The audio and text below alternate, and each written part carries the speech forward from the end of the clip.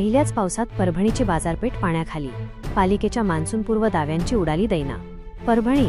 काल झालेल्या मुसळधार पावसामुळे परभणी शहरातील मुख्य बाजारपेठेची अवस्था अत्यंत बिकट झाली आहे.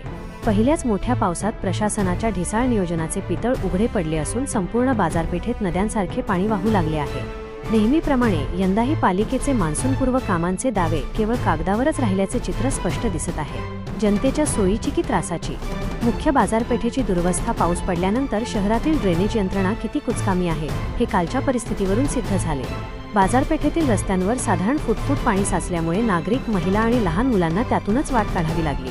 व्यापाऱ्यांचे अतोनात नुकसान.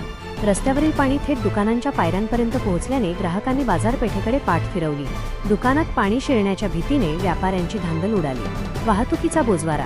साचलेल्या पाण्यातून दुचाकी आणि रिक्षा चालवताना वाहनधारकांना कसरत करावी लागली. अनेक वाहने पाण्यात बंद पडल्याचेही पाहायला मिळाले. करदात्या जनतेचा सवाल, दरवर्षी हेच हाल का? परभणीकर नागरिक दरवर्षी नियमित कर भरतात, मग पहिल्याच पावसात शहराची वेन्नीस का होते? महापालिकेचा मान्सूनपूर्व नालेसफाईचा निधी नेमका जातो कुठे, असा संतप्त सवाल आता सामान्य जनतेतून विचारला जात आहे.